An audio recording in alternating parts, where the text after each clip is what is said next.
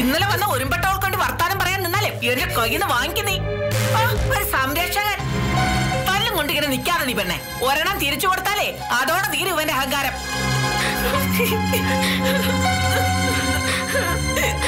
നാണമില്ലല്ലോടാ. സ്വന്തം കുഞ്ഞിനെ പൊട്ടിയെ പോലിട്ട് തല്ലുകാരുന്നു അവള്. അറിഞ്ഞ നീ? എനിക്കത് അറിയണ്ട. അയ്യോ, അറിയാത്ത പിള്ളയെ താമസിയാതെ ചൊറിഞ്ഞു തുടങ്ങും. അപ്പ അറിഞ്ഞോളൂ നിന്റെ നാശത്തിന് വന്നതാ അവള്. കണ്ടോ?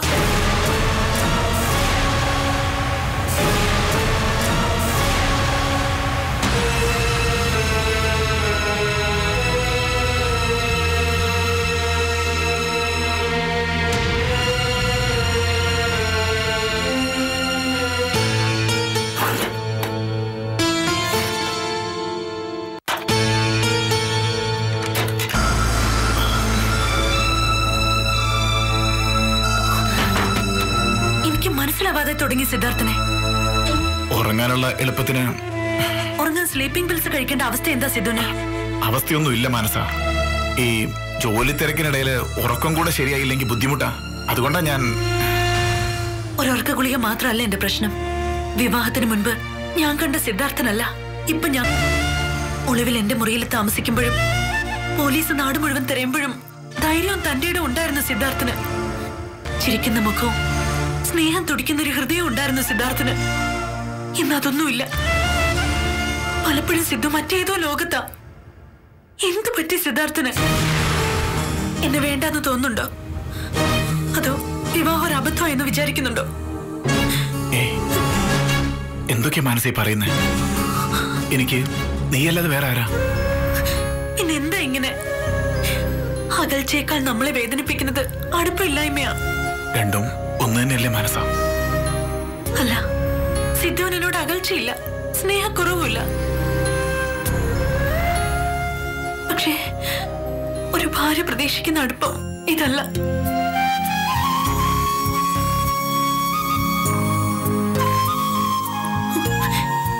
എനിക്കറിയാം, എനിക്ക് മനസ്സിലാവുന്നുണ്ട് നിന്നെ. മറ്റാരെക്കാളും ഒരു നല്ല ഭർത്താവാകാൻ എനിക്ക് കഴിയും. വിഷമിക്കല്ലേ?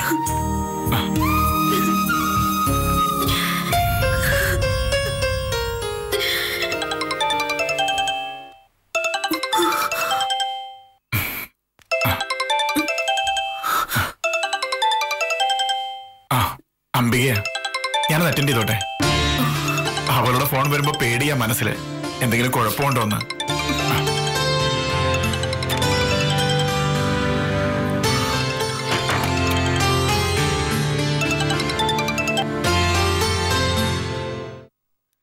സിദ്ധുവേട്ടാ, അംബികയാ. മനസ്സിലായി. എന്താ, സുഖമാണോ നിനക്ക്?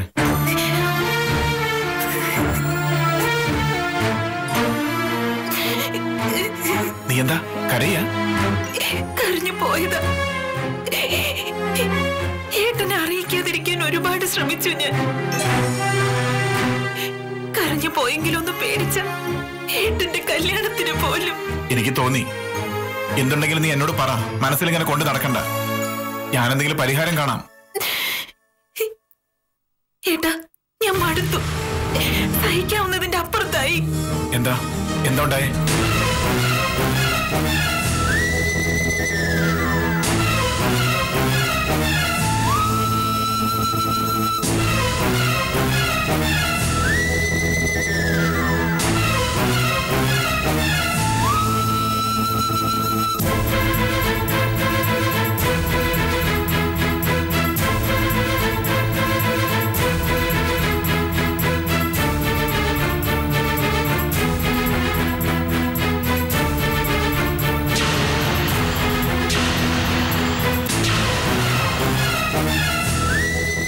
ഞാൻ എന്താ വേണ്ട സിദ്ധുവേട്ട? മറ്റൊരു പെണ്ണിനെ ഭർത്താവിനെ വിട്ടുകൊടുക്കണോ? നീ തൽക്കാലം ആ വീട്ടിൽ നിന്ന് പോരരുത്. ഇറക്കി വിടാൻ വേണ്ടിയാ അവര് കാണിക്കുന്നൊക്കെ. സമാധാനായിട്ടിരിക്കെ. ഞാൻ എന്തെങ്കിലും പരിഹാരം കാണാം. ആലോചിക്കട്ടെ. ഞാൻ അങ്ങോട്ട് വരാം, എന്നിട്ട് തീരുമാനിക്കാം.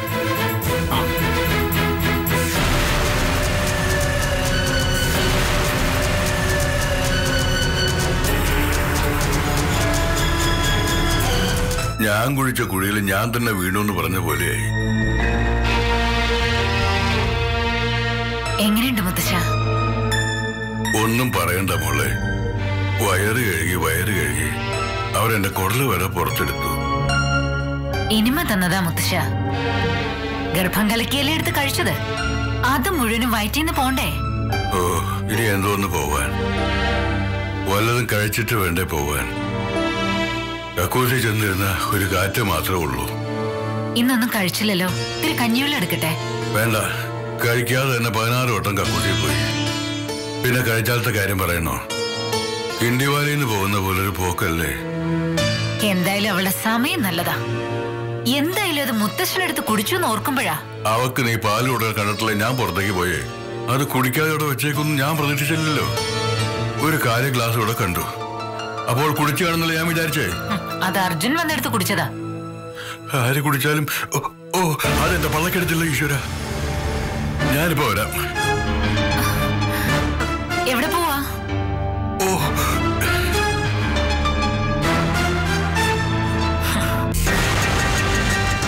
ഇത്തവണ അവള് രക്ഷപ്പെട്ടു എന്ന് വെച്ച് എപ്പോഴും അവള് രക്ഷപ്പെടില്ലല്ലോ.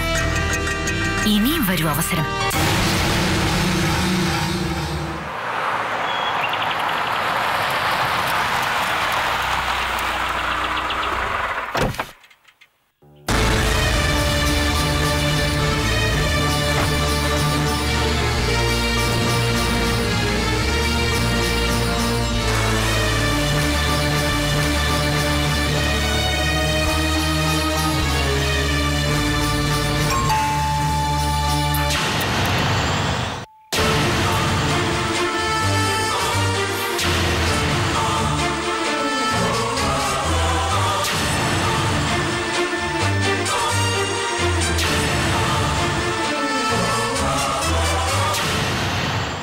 എന്താ? എന്റെ പെങ്ങളെ കെട്ടിച്ചയച്ച വീടല്ലേ, ഇടയ്ക്കൊന്ന് വന്നിട്ട് പോവാന്ന് കരുതി. എത്രയൊക്കെ ശത്രുക്കളാണെങ്കിലും നമ്മൾ അളിയനായിട്ട് വരും. നീ വന്ന കാര്യം പറഞ്ഞിട്ട് പോ. ഇവിടെ വേറെ ആരാ ഉള്ളത്? എന്റെ വീട്ടില് പലരും കാണും. എന്നാലേ എല്ലാവരും കേക്കണ്ട. എനിക്ക് നിന്നോട് മാത്രമായിട്ടൊരു കാര്യം പറയാനുണ്ട്. പുറത്തേക്ക് വാ. എനിക്കൊന്നും കേൾക്കണ്ടെങ്കിലോ? കേക്കണം, അല്ലെങ്കിൽ ഞാൻ അകത്ത് കയറി വരും. നിന്റെ സ്വന്തക്കാരി ഒരുത്തി അകത്തുണ്ടല്ലോ, അവളെ ചെവിക്കല്ല് നോക്കി പൊട്ടിക്കില്ല. അത് വേണോ? വാ, പുറത്തു സംസാരിക്കാം. വാ.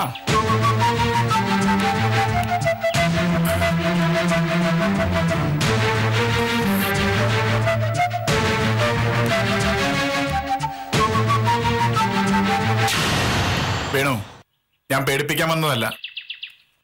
ഒരിക്കൽ കുത്തിയ കുത്തു തന്നെ എന്റെ മനസ്സിൽ നിന്ന് വല്ലാതെ പൊള്ളുന്നുണ്ട്. അതുകൊണ്ട് എന്റെ സ്വരത്തിൽ റിക്വസ്റ്റ് മാത്രമേ ഉള്ളത്. നീ കാര്യം പറ.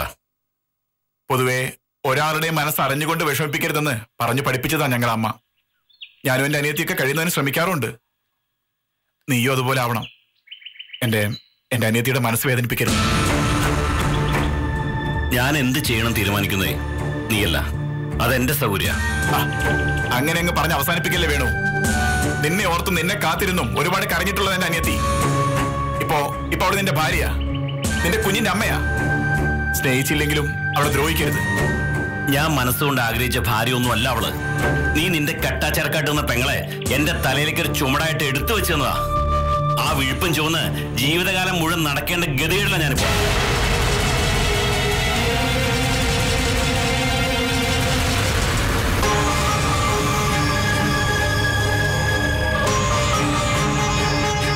കണ്ണും കയ്യും കാണിച്ച് അവളെ നിന്നിലേക്ക് അടുപ്പിച്ചത് നീയാ.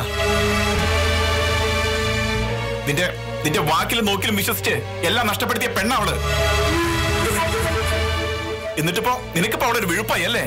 എടാ, ആണൊന്ന് കണ്ണു കാണിച്ചാ ഉടനെ കിടക്കി കുടഞ്ഞു വിരിക്കുന്നവളുടെ പേരെന്താന്ന് അറിയോ നിനക്ക്? അത് പറയണോ ഞാൻ? വേണ്ട, ഒരൊറ്റ തവണ കൂടി നീ അത് പറഞ്ഞാ പിന്നെ ഒന്നും പറയേണ്ടി വരില്ല നിനക്ക്. പണയിക്കോടാ, കത്തി ഒന്നുകൂടി നിനക്ക് വേണ്ടി ഞാൻ. അത് പിഴക്കില്ല വേണു. പെങ്ങളെ വിധവയാക്കിയതിന്റെ പാപേ ഞാനങ്ങ് സഹിക്കും.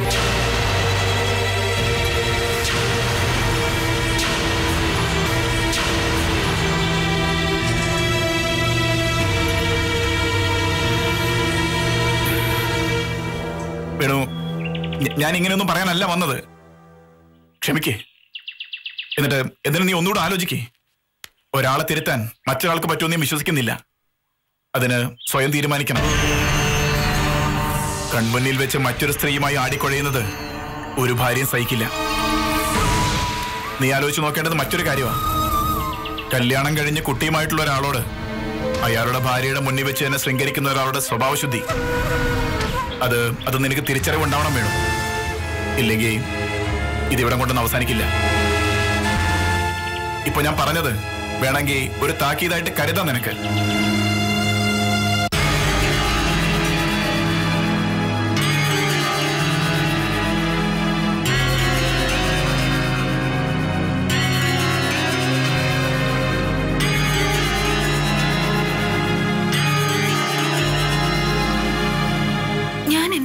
ഏട്ടൻ പറയുന്നത് നിസ്സാര കാര്യത്തിന് കുഞ്ഞിനെ തല്ലി എന്നെ ചീത്ത പറഞ്ഞു.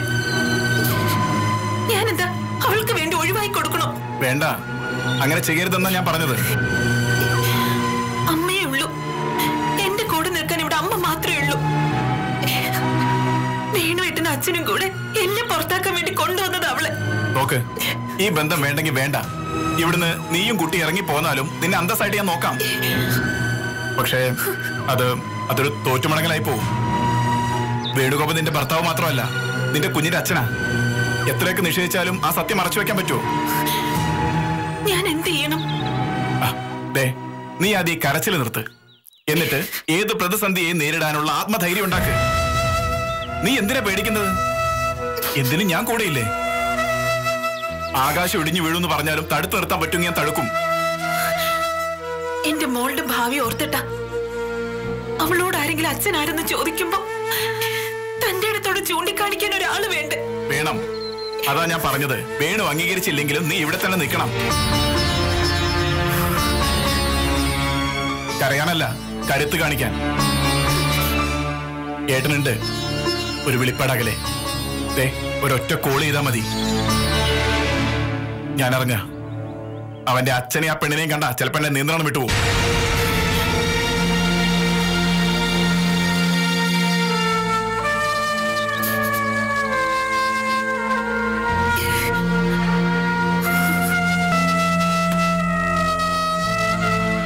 ഏട്ടൻ വന്നിട്ട് പോയോ?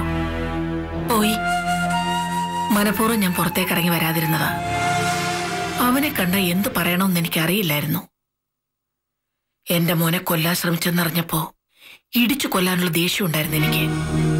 പിന്നെ സത്യം അറിഞ്ഞപ്പോ, നീ എല്ലാം പറഞ്ഞപ്പോ ദേഷ്യമൊക്കെ മാറി. എന്നാലും എനിക്കവനെ കാണണ്ടാന്ന് തോന്നി.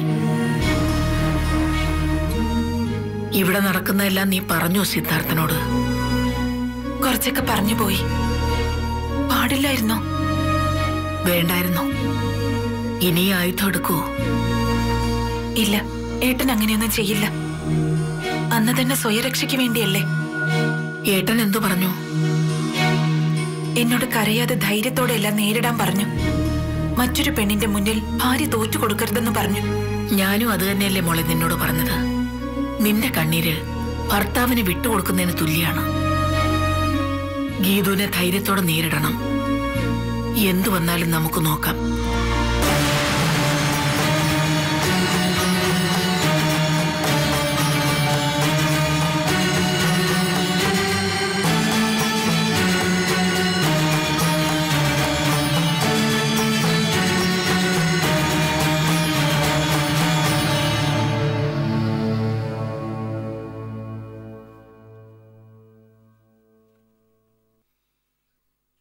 മൈന പോയിട്ട് ദിവസങ്ങളായില്ലേ മനസ്സേ? അവിടെ സുഖമാണോ ദുഃഖമാണോ എന്ന് അന്വേഷിച്ചോ നമ്മള്? ഹരിയേട്ടൻ വിശേഷങ്ങൾ തിരക്കുന്നുണ്ട്. പിന്നെ എന്തെങ്കിലും കാര്യം ഉണ്ടെങ്കിൽ അവൾക്ക് ഇങ്ങോട്ട് വിളിച്ച് പറയാലോ. ഞാനിവിടെ ആദ്യം വന്ന് താമസിക്കുമ്പോ എന്റെ വിചാരം മാനസയും മൈനയും ഒരു ഹൃദയം പോലെ ജീവിക്കുന്നവരാന്നാ. എന്റെ വിചാരം പാടെ തെറ്റി. അതിപ്പോഴാ സിദ്ധു. മുമ്പ് സഹോദരിമാരായിട്ടല്ല, ഇന്ന് പിരിയാത്ത കൂട്ടുകാരായിട്ടാ ഞങ്ങൾ ജീവിച്ചത്. പക്ഷേ അവളുടെ മനസ്സിൽ കള്ളത്തരങ്ങൾ ഉണ്ടായിരുന്നു. അത് ഞാൻ അറിഞ്ഞില്ല. അവൾക്ക് വേണ്ടി അർജുനെ തല്ലിയിറക്കി വിട്ടതല്ലേ നമ്മൾ രണ്ടുപേരും ചേർന്ന്? എന്നിട്ട് അയാളുടെ കൂടെ ബെഡ്റൂം ഷെയർ ചെയ്ത അവളെ നമ്മൾ സ്നേഹിക്കണോ വെറുക്കണോ? സാഹചര്യങ്ങളാ മനസ്സേ, ജീവിതത്തിലെ സാഹചര്യങ്ങളാ നമ്മളെ മാറ്റിമറിക്കുന്നത്. ഏത് സാഹചര്യത്തിലായാലും കള്ളത്തരം കാണിക്കുന്നവരോട് പൊറുക്കാൻ പറ്റില്ല എനിക്ക്. വെറുത്തു പോവും.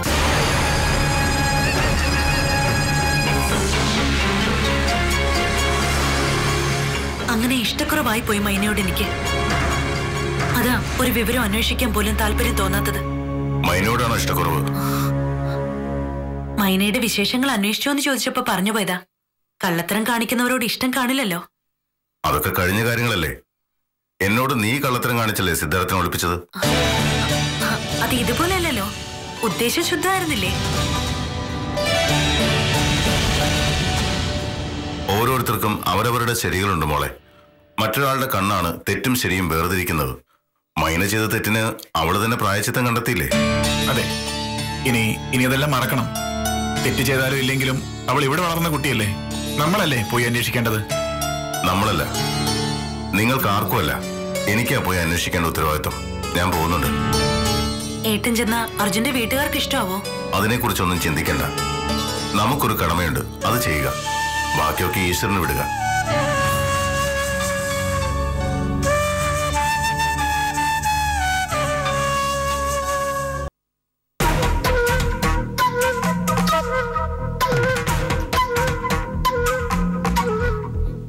എന്നെ കാണുമ്പോ നിനക്കൊന്ന് എഴുന്നേറ്റാലെന്താ? ഞാനെന്തിനാ എഴുന്നേൽക്കുന്നേ? എന്തിനാണെന്നോ? കുടുംബത്തിൽ പിറന്ന തറവാട്ട് മഹിമയുള്ളവരെ കാണുമ്പോ എഴുന്നേറ്റ് നിന്നാ എന്താ കുഴപ്പം? എനിക്കിങ്ങനെ വഴക്കിടാൻ താല്പര്യമില്ല. നിക്ക്. ദാ ഇത് ഫ്രീസറിൽ വെക്ക്. ഐസ്ക്രീമാ. വേണു വരുമ്പോ എടുക്കാം. എന്താടി ഇത്? ഇതെന്താ നിന്റെ കയ്യിലെന്ന്? ഐസ്ക്രീം ആണെന്ന് പറഞ്ഞു. അതുകൊണ്ട് ഫ്രീസറിൽ വെക്കാൻ. തിരിച്ചു കൊടുക്ക. തിരിച്ചു കൊടുക്കാൻ. വാങ്ങിക്കടേ, ഇല്ലെങ്കിൽ വലിച്ചെടുത്ത് ദൂരെ കളഞ്ഞ. ഇത് നീ തന്നെ ഫ്രീസറിൽ കൊണ്ടുവച്ച കൈ ഒടിഞ്ഞു പോകൂ. നീ എന്ത് വിചാരിച്ചു? വീട്ടുവേലയ്ക്ക് കൊണ്ടു നിർത്തിയേക്കുന്ന വേലക്കാരിയാണെന്നോ? ഇതെന്റെ മരുമകളാ. ഈ വീടിന്റെ അധികാരം ഇവക്കാ. അതിനിപ്പോ ഞാനെന്ത് വേണം? അനുസരിക്കണം. ഇവള് പറയുന്ന നീ അനുസരിക്കണം.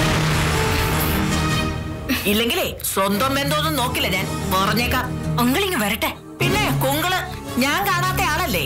10-32 കൊല്ലമായി കൂടെ താമസിക്കുന്നു. ഇനി അങ്ങേറെ ചൂടും ചൂരും ഒന്നും നീ എന്നെ പഠിപ്പിക്കണ്ട. എന്തോ നടി, നിനക്കൊന്നും പറഞ്ഞാൽ മനസ്സിലാവില്ലേ? അവളുടെ ചേടിവേല ചെയ്യാനാണോ നിന്നെ ഇവിടെ കെട്ടിക്കൊണ്ടുവന്നത്? എനിക്ക് പെട്ടെന്നൊന്നും പറയാൻ കിട്ടിയില്ല. ഒരു കുത്തി അനങ്ങ് വെച്ച് തരും. ഒരു പോലീസുകാരനെ വിറപ്പിച്ച അമ്മയുടെ മോളല്ലേ നീ? എന്നിട്ട് നീ ഇങ്ങനെ ആയി പോയല്ലോ. ഇനി ആവട്ടെ അമ്മ. ഓ, ഇനി ആവും. അടുക്കള പണി അടിമപ്പണിയാണ് നിന്റെ വിധി.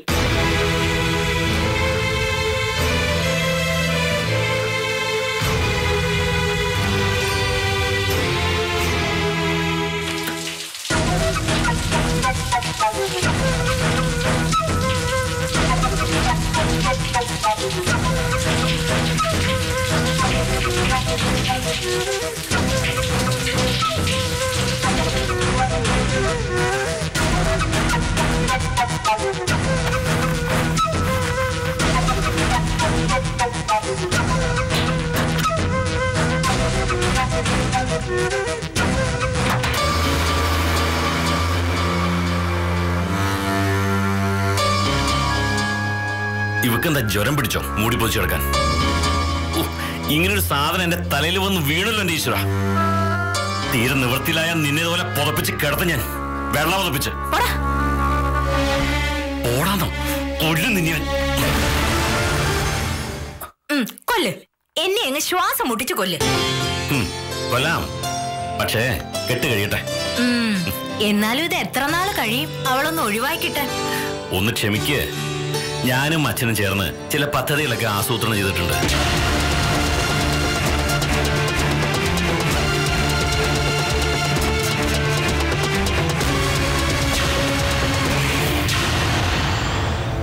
നിന്നോട് ഈ മുറി കയറരുതെന്ന് പറഞ്ഞിട്ടില്ലേ ഞാൻ? പിന്നെന്തിനാ കയറിയത്? ഞാൻ വെറുതെ തുറന്നു കിടന്നപ്പോ. ശരി, കാട്ടിലേ കിടന്നതോ? അത് വെറുതെ ഒരു രസത്തിനാ.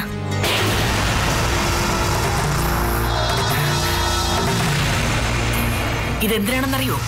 രസത്തിന് വരുന്ന പെണ്ണിനെ മുറിക്കകത്ത് ഇറക്കി വിടാത്തതിന്.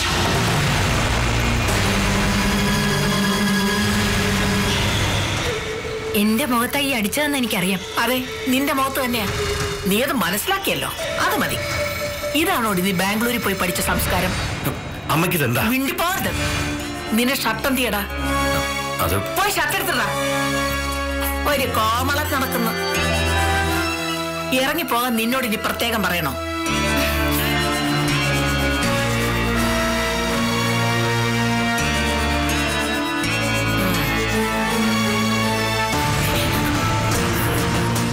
നീ ഇങ്ങനെ കണ്ണീരൊലിപ്പിച്ചോണ്ട് ഇവിടെ നിന്നോ?